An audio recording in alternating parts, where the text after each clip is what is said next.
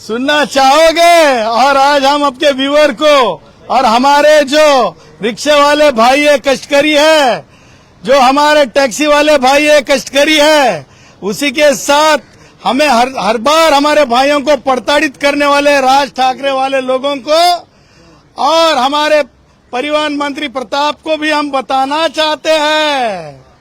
आज जो बात हुई है उसमें बहुत सी बातें निकल के आई है और इसीलिए हम ये कहना चाहते हैं कि आज मराठी हिंदी दोनों भाषा में बोलूंगा। कष्टकरी जनसंघ आणि भारतीय सुज्ञ नागरिकांच्या वतीनं आम्ही भेट घेतलेली आहे। परिवहन आयुक्तांकडे आलो होतो, त्यांनी ऑफिसर डेप्यूट केले होते। माननीय अधिकारी श्री क्या नाम है उनका, कळसकर साहेब, माननीय अधिकारी श्री कळसकर साहेब वरिष्ठ अधिकारी आहेत परिवहन विभागाचे, त्यांच्या समेत इतर अधिकारी थांबलेले होते आणि त्यांच्याकडे त्यांच्या कक्षामध्ये त्यांच्या दालनामध्ये चर्चा झालेली आहे। आता ती चर्चा होत असताना आम्ही त्यांच्या समोर कष्टकऱ्यांचा लढा, हा कष्टकऱ्यांच्या विचाराचा लढा, हा मान्यवर भारतरत्न डॉक्टर बाबासाहेब आंबेडकर, त्याचबरोबर मान्यवर दत्तोपंत ठेंगडी, मान्यवर दत्तोपंत ठेंगडी यांच्या विचाराचा लढा आहे असं आम्ही अगोदर त्यांना सांगितलं आणि त्यांच्या माध्यमातून मंत्र्यांना सुद्धा सांगत आहे। ते म्हणतायत ना सदावर्ते आणि शशांकराव, सदावर्ते भी है, शशांकराव भी है, मान्यवर दत्तोपंत ठेंगड़ी के विचार भी है, भारत रत्न डॉक्टर बाबा साहब अम्बेडकर के विचार भी है, मान्यवर शरदराव जी के विचार भी है, मान्यवर दत्ता सामंत जी के विचार भी है। ह्या सगळ्या विचारांसाठी राजकीय काहीच नाही याच्यामध्ये, कष्टकऱ्यांच्या विचारासाठी आम्ही आलेलो होतो। कष्टकऱ्यांचे विचार आम्ही ठेवत असताना आम्ही स्पष्टपणे परिवहन मंत्री प्रतापजी तुम्हाला आम्ही सांगू इच्छितो, कायदा आम्ही दाखवला, अधिकाऱ्यांना आम्ही सांगितलं मोटर व्हेकल ऍक्ट 1988 नुसार आम्हाला बंधन दाखवा की भाषाची सक्ती कायद्यामध्ये आहे का, केंद्रीय कायद्यामध्ये। त्या अधिकारी महोदयांना माहित होतं की केंद्रीय कायद्यामध्ये तशा प्रकारची बंदी, भाषा हीच बोलली पाहिजे, सक्ती नाही आहे। त्यानंतर आम्ही त्यांना म्हणालो की तुमचं जे महाराष्ट्र मोटर व्हेकल रूल्स आहेत ते रूल्स म्हणजे महाराष्ट्राचा कायदा केंद्रीय कायद्याच्या विरुद्ध असू शकतो का। आम्ही त्यांना माननीय सर्वोच्च न्यायालयाने जे निवाडा दिलेला आहे Jammu Kashmir public service commission विरुद्ध भारत सरकार, त्याच्यामध्ये केंद्रीय कायद्याच्या विरुद्ध रूल असू शकत नाहीत अशा बाबतीतलं देखील आम्ही डंके की चोट पे सांगितलेलं आहे। त्यानंतर आम्ही त्यांना विचारलं की कायद्याची चर्चा होताना की कशा प्रकारे बंदी होऊ शकते, हे बोलत असताना रूल 24चा विषय आला, महाराष्ट्र शासनाच्या रूल 24चा।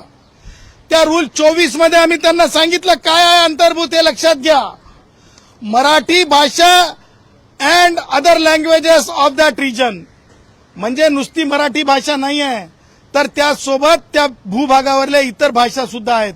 आम्ही त्यांना उदाहरण दिलं की एखादा माणूस उद्धव ठाकरेच्या घरापासून रिक्षात बसला मराठी रिक्षावाल्या भावासोबत आणि तो मुलुंडमध्ये गेला जिथं गुजराती बहुल आहेत आणि तिथं जर त्या रिक्षावाल्या भावानी मराठीवाल्या भावानी जर आपली सवारी सोडली आणि तिथून जर गुजराती भाऊ म्हणाला गुजरातीमध्ये मुझे जाना है आणि मराठीवाल्या भावाला, मराठी रिक्षावाल्या भावाला कळत नसेल तर तुम्ही बॅच कॅन्सल करणार का?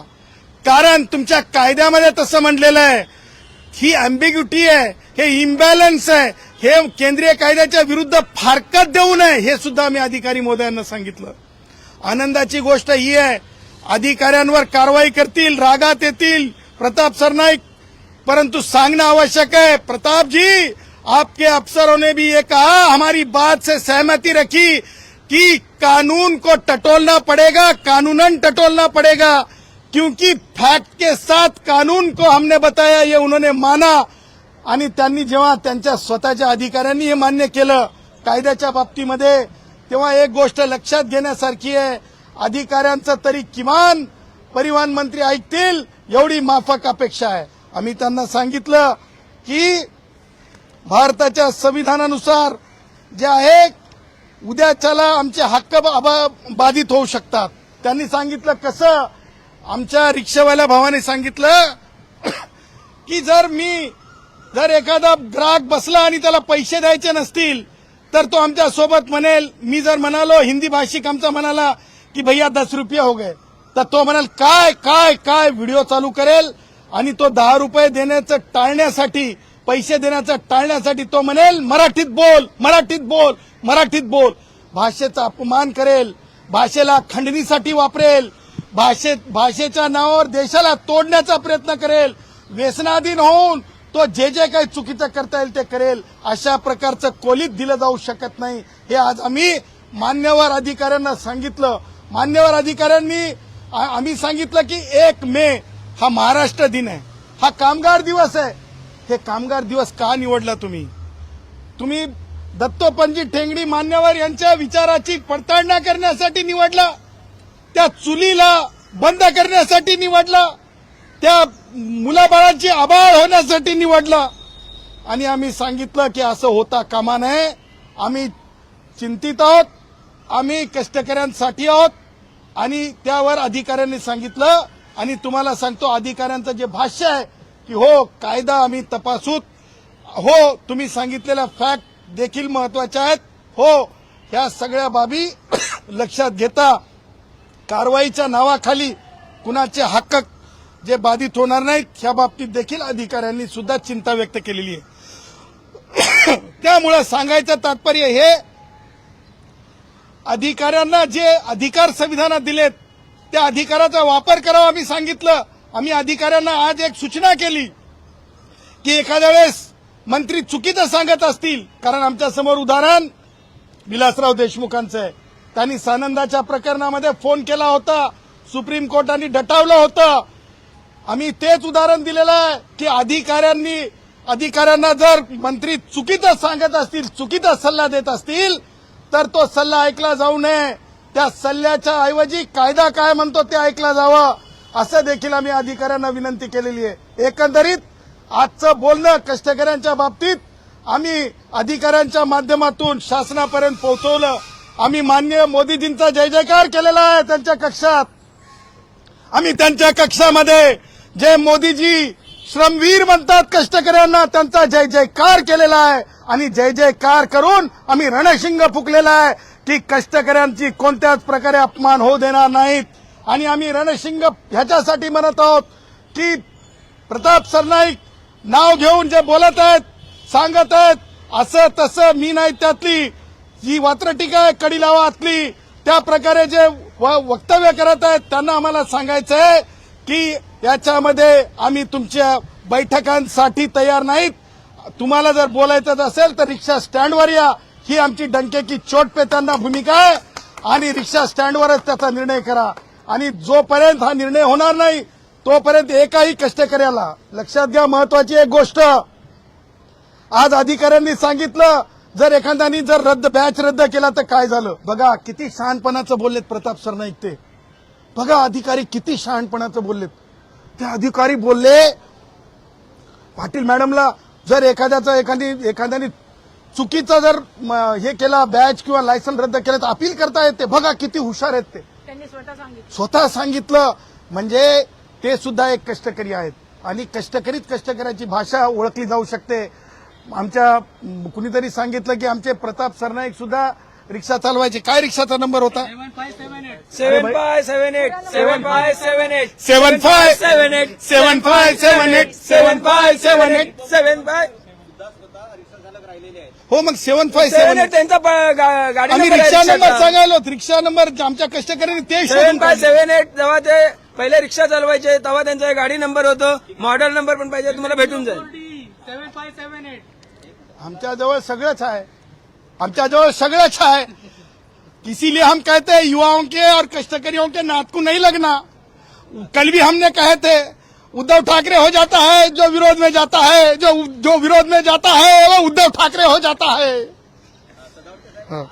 रॅपिडो बुक करून परिवहन आयुक्त कार्यालयात आलात, त्यांच्या भेटीला आलात, नेमकं काय म्हणजे रॅपिडो करून तुमची नोकरी गाडी आहे पण रॅपिडोवरून आणा तुम्ही गणपत. आम्हाला प्रतिकात्मक प्रताप सरनाईकांना हे सुचवायचं होतं की ज्या आविर्भावामध्ये तुम्ही मंत्रालयाच्या समोर एक स्टंट केला होता, चमकोगिरी केली होती. चमकोगिरी कारण मित्र आहेत, परंतु आता कष्टकऱ्यांच्या बाबतीमध्ये कष्टकऱ्यांच्या शब्दामध्ये त्यांना सुनवावं लागणार आहे. तुम्ही ज्या प्रकारे केलं त्याच्यानंतर मग दहीहंडीचा सण आला, तो आमचा सण आहे. तो सण सुद्धा आमचा तुम्ही कॉर्पोरेट करून टाकला. परत तुम्ही सांगितलं की ती कंडिशनल 30 तारीख, ती 30 तारीख निघून गेली. प्रताप 30 तारीख निघून गेली आणि रॅपिडो बाईकचा प्रताप आणखीन चालू आहे. आणि म्हणून जयश्री पाटील सदावर्ते आणि आमचे कष्टकरी रिक्षेवाले आम्ही त्यांना दाखवण्यासाठी आलोत की हे तुमचं फेल्युअर आहे, हे तुमचं फेल्युअर आहे, हे तुमचं फेल्युअर आहे दाखवण्यासाठी आम्ही आलो. एक महत्वाची बाब या सगळ्यात समोर आली ती म्हणजे की हा निर्णय होण्यापूर्वीच आता अनेक रिक्षा आणि टॅक्सी चालकांमध्ये भीतीचं वातावरण, त्यामुळे LTT स्थानक असेल किंवा ज्या गाड्या बिहारला जातात त्या ठिकाणी मोठ्या प्रमाणात मजदुरांची घरी जाण्याची आता कसरत होऊ लागलेली मोठी गर्दी त्या ठिकाणी पाहायला मिळत आहे. असं होत असेल ती बाब आम्ही तपासून पाहूत. एक लक्षात ठेवा प्रताप, तुम्ही ज्या प्रकारे 49 डेपो 99-98 वर्षासाठी काढले त्याच्यावर मी स्वतंत्र बोलणार आहे. परंतु आता मजूर त्या काळच्या राज ठाकरे आणि त्या विचारानं ज्या प्रकारे इथली इंडस्ट्री निघून गेली होती, इथला जर कष्टकरी जर निघून जात असेल तर त्या कष्टकऱ्यांच्या लेकरा बाळांच्या उपासमारीचे सुद्धा मोहरके तुम्ही आहात. जर कष्टकरी वापस जात असेल तर कष्टकऱ्यांच्या देखिए दिहाड़ी मजदूर हो या तो फिर रिक्शे वाला भाई हो या तो टैक्सी वाला भाई हो, अगर से प्रताप सरनाईक के इस तरह के बयानबाजी के वजह से अगर हमारा भाई जिस तरह से पत्रकार महोदय ने बताया वो वापस जा रहा है अपने प्रदेश में, तो इसका मतलब इस बात का दूसरा तीसरा कोई भी आका नहीं है जो उनके पेट पे मारने निकला है. हम ये कहेंगे अपने बोली भाषा में आमतौर पे जो भोजपुरी में भी बोला जाता है, तुम इसके मारने वालों में से हो, बचाने वालों में से नहीं रह रहे हो.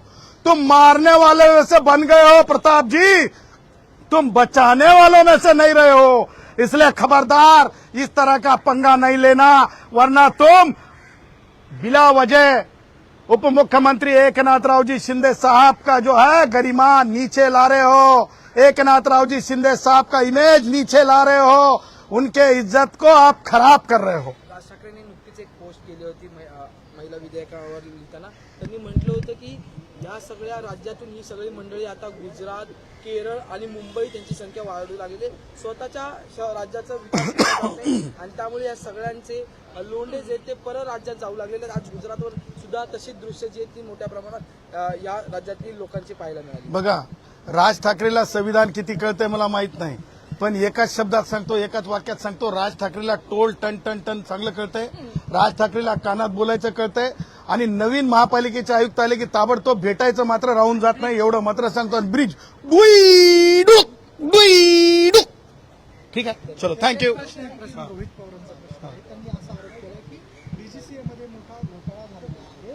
37 लाखांचा एक वरिष्ठ अधिकारी सीबीआयला अटक केलेली आहे. त्यांनी सीबीआयच्या अधिकाऱ्यांनी त्या वरिष्ठ अधिकाऱ्याला अटक केलेली आहे आणि त्यांनी हाच संबंध अजित पवारांच्या मृत्यूशी जोडला की काही कागदपत्र VRS ने पैसे देऊन यांच्याकडून गहाळ करून घेतलं असतं. मला असं वाटतंय की रोहितचं जे सगळं चाललेलं आहे ते रोहितचं चाललेलं सगळं म्हणजे कन्फ्यूज आहे. रोहित आता पॉलिटिकल फ्युचर काय असा प्रश्न स्वतः समोर लावून, कारण अजितदादांचे दोन्ही मुलं कर्तव्यवीर निघालेत. कर्तव्य लोकांसोबत जाणं, लोकांमध्ये चर्चा करणं. आणि पवारताई या महाराष्ट्राच्या पहिल्या उपमुख्यमंत्री, तुम्हाला सांगतो ज्या प्रकारे महाराष्ट्रामध्ये एक महिलांमध्ये एक महिला भी कुछ कम नहीं हे जे त्यांनी दाखवून दिलं, पुन्हा एकदा महाराष्ट्रातल्या सावित्री आईच्या महाराष्ट्रामध्ये, मा जिजाऊच्या महाराष्ट्रामध्ये, मा रमाईच्या महाराष्ट्रामध्ये, हे रोहितला कुठेतरी अडचणीचं वाटत चाललंय. रोहितला कळतच नाही कुणाकडे जाऊन काय करू, म्हणजे अजितदादांच्या मुलाकडे जाऊन राजकारण करू की त्यांच्याकडे न जाता मला कुठं थारा आहे कुठं सोय आहे. त्याच्यासाठी रोहित मला असं वाटतंय बेभान झालेला आहे, रोहित परेशान झालेला आहे. रोहित मला म्हणायचं नाही पण आमच्याकडे की नाही वात्र टिकेत, अरे यार जान दे यार, वो परेशान प्राणी है. जान दे यार वो परेशान प्राणी है।